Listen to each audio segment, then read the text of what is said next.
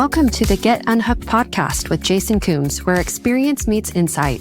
Jason Coombs, nationally recognized speaker, best-selling author, and founder of Brickhouse Recovery, shares hard-earned lessons on resilience, leadership, addiction, and mental health. No filters, no fluff, just real stories, practical wisdom, and a deeper look at what it takes to grow, lead, and keep moving forward. Now here's your host, Jason Coombs. Today, I want to talk about one of the most important principles in recovery, and that is trust and rapport. People don't recover in programs. We recover in relationships. So I want you to hear that again. People don't recover in programs or buildings or institutions or rehabs. We recover in relationships. That's why trust and rapport are not just nice words to say, they're the foundation of healing. Now, a lot of people use the terms trust and rapport interchangeably, but there actually is a difference. And that difference is important to understand, because understanding the difference is key. See, trust, that's built over time. It's about consistency. It's about keeping your word. It's what makes your loved one believe that you're safe and that they trust that you are a person that can help them or confide in, or even if they don't always like what you say, they trust your word. Now, rapport is about the bond in the moment. It's them knowing that you understand how they feel. It's how safe, respected, and understood your loved one feels when you're interacting with them and actually with them. So think of it this way. Rapport opens the door, but trust keeps the door open long enough for the change to walk through. And you need both. So I want to share with you how these play out in real life and how the principles of motivational interviewing and Unhooked can help you strengthen both trust and rapport with your addicted loved one. The first talking point is that change begins with us. So when families first hear this, it's almost like it feels unfair. Why do I need to change? You know, he's the one with the problem. Like, I remember when my parents, this was in the 5th program that I was in, and my mom said, "Hey, I signed us up for the family program, and we're going to go on Thursday night or Wednesday night." And my dad said, "Wait, why do I need to go to this program? Jason's the one that needs to change. He's the one that needs to be fixed. And once he gets fixed, this will all be taken care of. He's the one with the problem." And although that's not totally wrong, here's the truth, is that change begins with us. And that's something that motivational interviewing, or MI, has taught me again and again as I own and operate a drug and alcohol treatment program, multiple locations, and have treated thousands of individuals and their families. So when you shift your own posture, you shift the energy in the room. When an individual comes into my office and say they have either lied to me or they have relapsed and they've covered it up for a while and they're getting honest. If I'm in a state of fear or control or shame, then their defenses are going to go up. You know, it's that classic example where if you ask someone to put up their hand like this, and then you start to push against it, they're immediately going to do what? They're going to push back. It's the subconscious reaction to how we resist. And so if I showed up that way with my clients or with my addicted loved ones, they're going to protect themselves by either shutting down, or they're going to lash out or start lying or sidestep the whole issue. And I'm not a safe place to talk. But when you show up with calm, openness, and compassion, something powerful happens, and those walls begin to lower. So in my book, Unhooked, I call this emotional sobriety. Emotional sobriety means you stay grounded enough in your own peace that you can respond instead of react. And that's what builds rapport. Because rapport isn't about having the perfect script, and it's really more about creating a sense of safety in the moment. And that starts with you. So how do you set the stage? And that would be talking point number 2.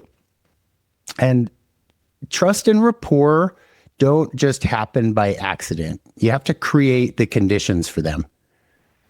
So again, in motivational interviewing, we talk about setting the stage. And I like to use the acronym PACE, which is P is partnership, acceptance, compassion, and empowerment.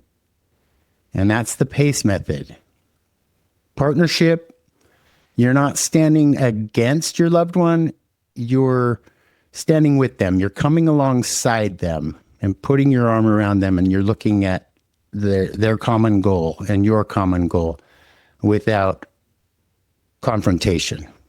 It's much more about the collaborative conversation. Acceptance. You can separate the person from the addiction. We do a lot of that work in the course, Get Unhooked for Families. In fact, week 1, we start with an assignment that is working on separating the person from the addiction, because your loved one is not their addiction.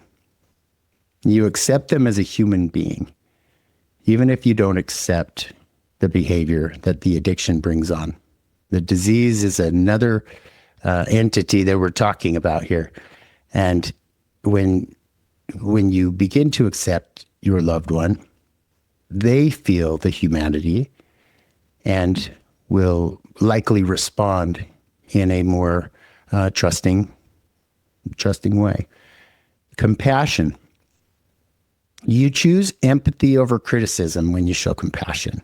And compassion, if you break down the etymology of the word, passion is to suffer for what you love. That comes from, think of Passion of the Christ, to suffer for what you love. And the preface of compassion, C-O-M, that's with. So to suffer with someone because you love them is compassion. And you choose empathy over criticism. So empathy is, again, empathy is to be in feeling with, which means you care about their suffering that they're going through with their addiction. Not just their mistakes, but you care about their pain. And you empathize with them. And you seek to see that before locking horns with them. You seek to have more patience. I can definitely relate this to an illness. There are times when cancer and chemotherapy will bring out personality traits or symptoms that I know are not my loved one. But if I were to react to those, then there would be a lot more discord. But I can see that this is a result of an illness, and it's a side effect, and it's not her. Empowerment. Instead of forcing the solution on them, you help them see their own strengths and their own choices.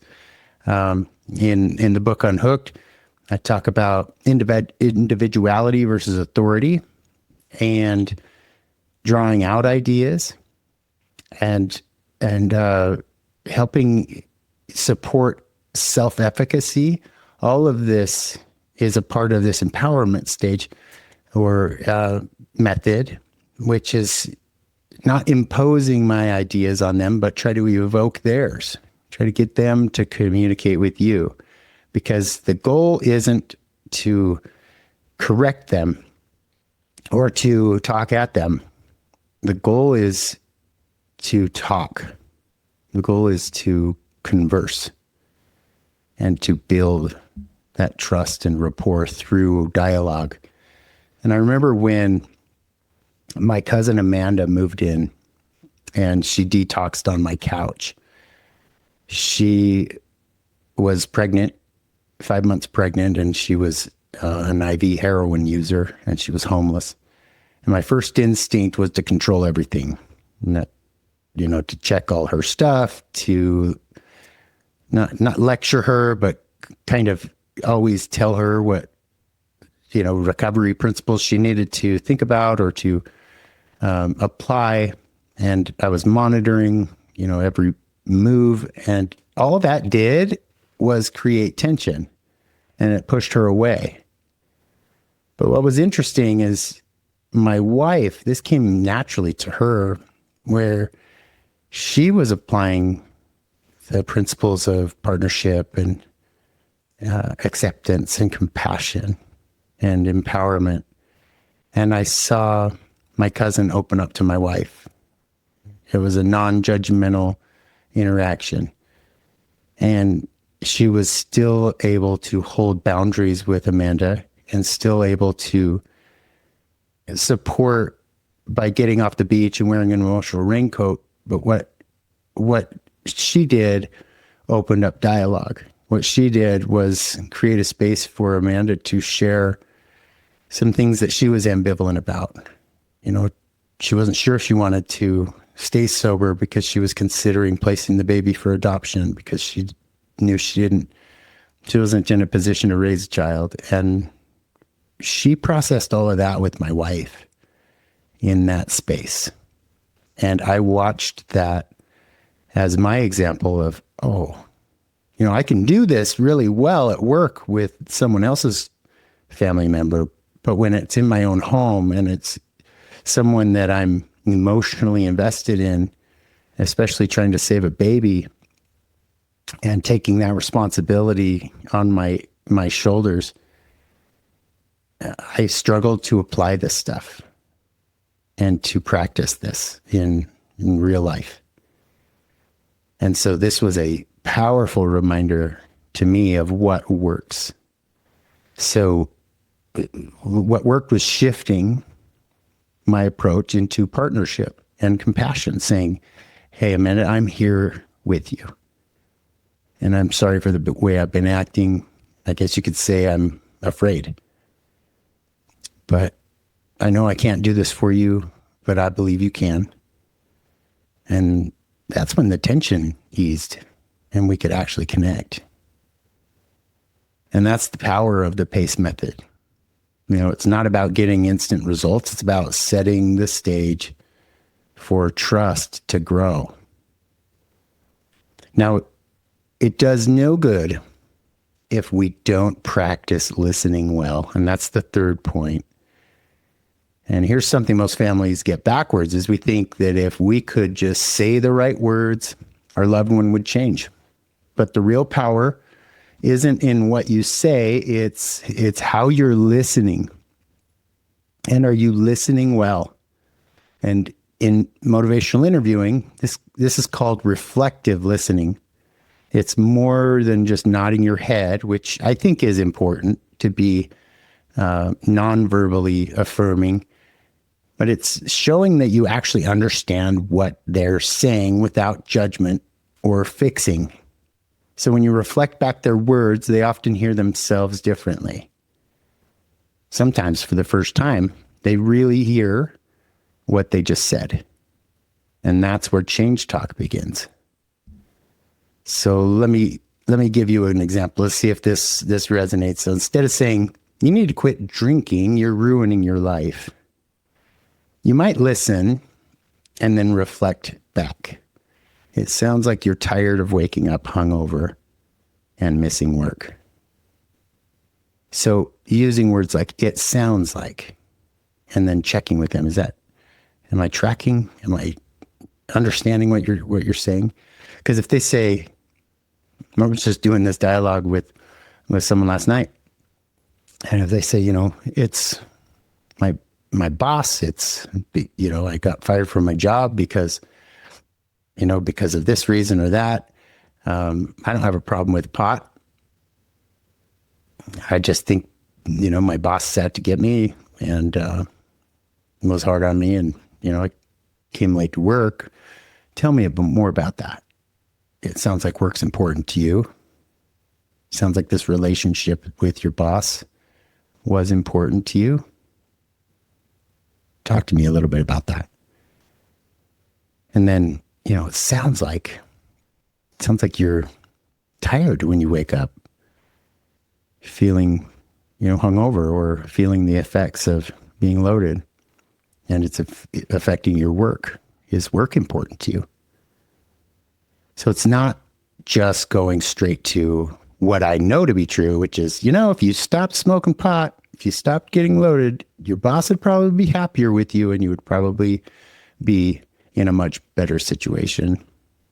This isn't on your boss. This is you, and you need to take accountability. There will be a time where I can ask permission to share my thoughts once trust and rapport is built, where I can hold up those mirrors. That's the power of a therapeutic relationship. And I'm teaching you how you can apply this in your own home and in your own walls with your loved ones. So do you see the difference? One approach feels like an attack, or it's talking at them. The other feels like, you heard me, you get me. Now that's rapport. And rapport is what opens the door to trust.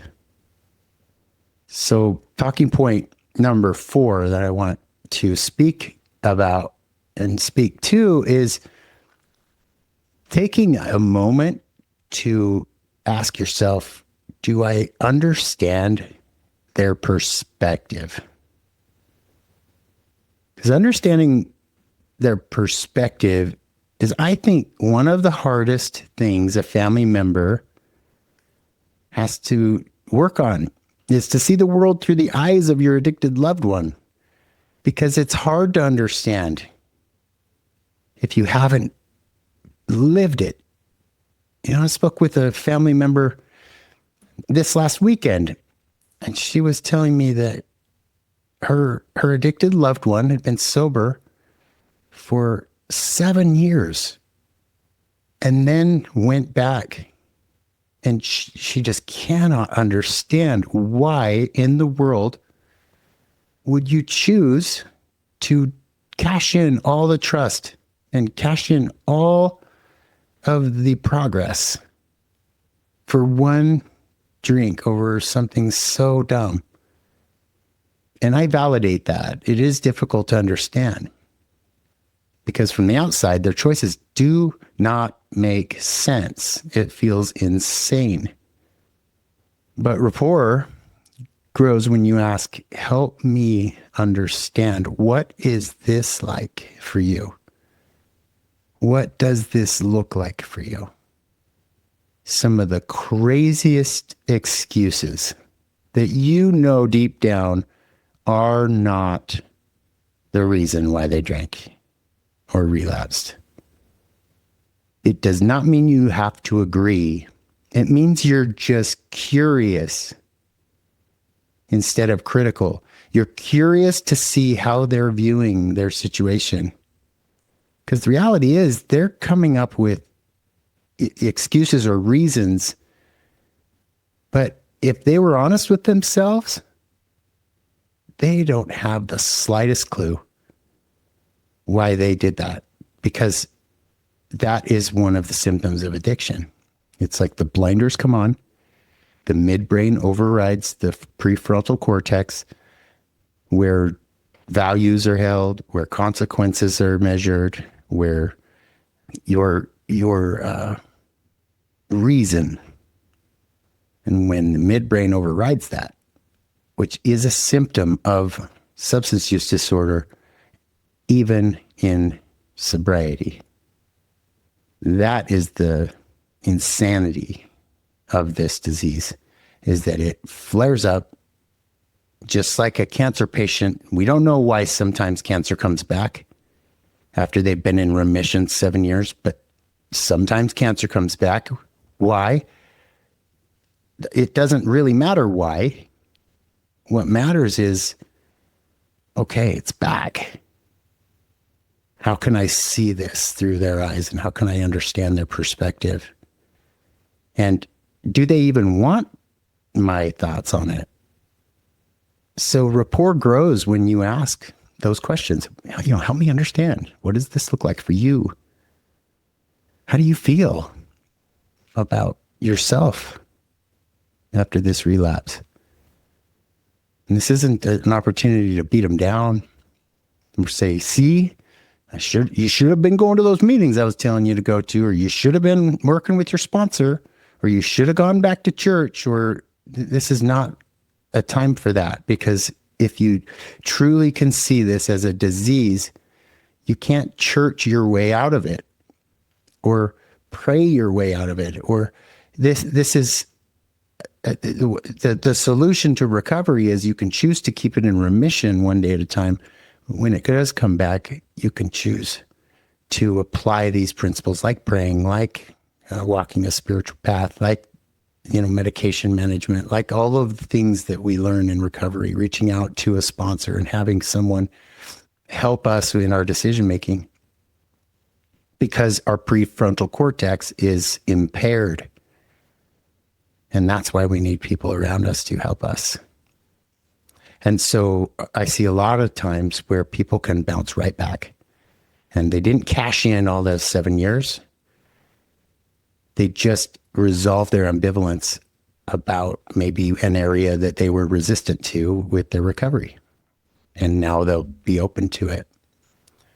So how do you put this into action? Start with small daily deposits into the trust account. A kind text without an agenda, a moment of reflective listening, a boundary stated calmly instead of in anger. These little moments don't feel dramatic, but they add up. Over time, they become the foundation of trust. And when trust and rapport are present, you stop being just another voice of pressure. You become the person that they can turn to and turn toward. Because you're modeling emotional sobriety. You're modeling how to be a guide. And this is how you influence. So let's circle back to what I said in the beginning. People don't recover in programs, they recover in relationships.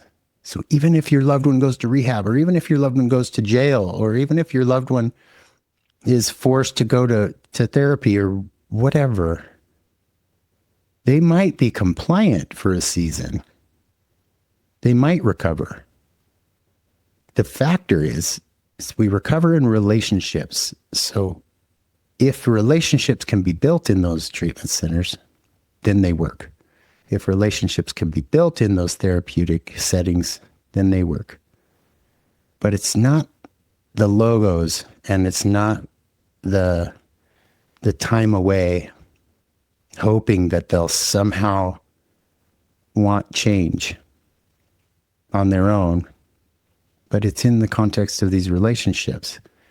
And I don't want to forget that the most important relationship is the faith in a higher power that has tentacles of divine providence that will reach out and is reaching out after your addicted loved one, guiding them and leading them back. And that relationship, although maybe it's strained between your loved one and God, God isn't that far away. I know that from personal experience. The moment I said help, I received his help. It was me that was blocking it. And I think that brings a lot of peace to our role as family members and as supporters and helpers, because programs are important. Yes. I mean, clearly I own some. So it's not that they aren't, they have a place. But what's more important is my focus on who do I hire and who do I empower to build relationships with our clients.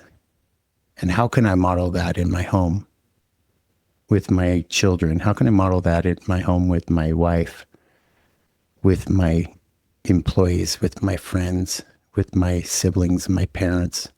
Because trust and rapport, the connection, that makes thick bonds and healing, and that makes recovery possible.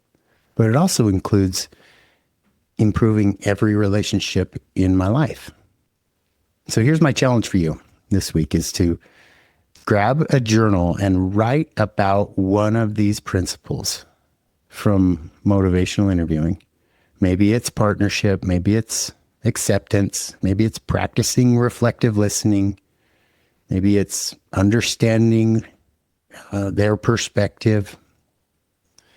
And ask yourself, how can I put this into practice today with my loved one? Because healing doesn't start with them, it starts with you. And the way you show up in the relationship might be the most powerful change that you'll ever have. The most powerful tool for change. We covered a lot. There is more that we can dive into about this topic.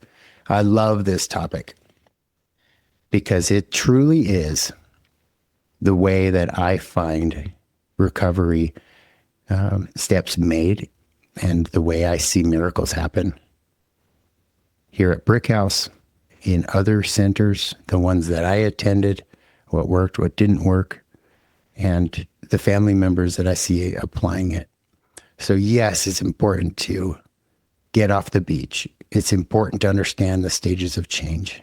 It's important to wear an emotional raincoat to help assist and guide someone to the next stage of change.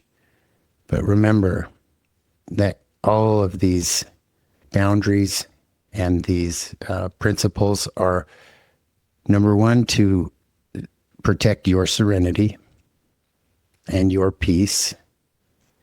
But what will bring more peace back into your life is when you feel good about how you are interacting and how you show up for your loved one, even in those difficult conversations, even if they're still trying to gaslight and try to manipulate and they're not ready for change. You being a consistent presence of strong, loving, unconditional, and non-judgmental, that approach does put those deposits into the trust base so that when your loved one is ready, which I believe they will come ready, you might have to practice patience, like some of you are, a lot of patience. But there will be a day where they're going to come to you and say, I'm ready. I want help. I can't do this anymore. Because addiction is suffering. We suffer. It is living hell. Thank you for the work that you're doing. And thank you for loving your sick loved ones who have substance use disorder. They need your love. You are the most influential person in their life. And that is a hill I'm willing to die on. Is therapists come and go. Sponsors come and go. People that influence come and go. But the most influential people are the ones that have been with us the distance from birth through the storm and will be with us on the other side and through it.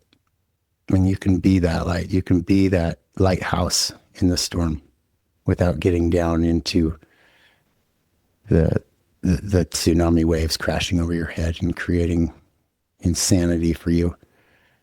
So be that light. And I love you guys. I just want to thank you for taking the time to listen to this show. Thank you for your support. Thank you for sharing these episodes so that they can help others. This is one way that you can give back and pay it forward, is by just passing along this free information to others that are possibly in need. Share it on social media, share it with your loved ones and family members.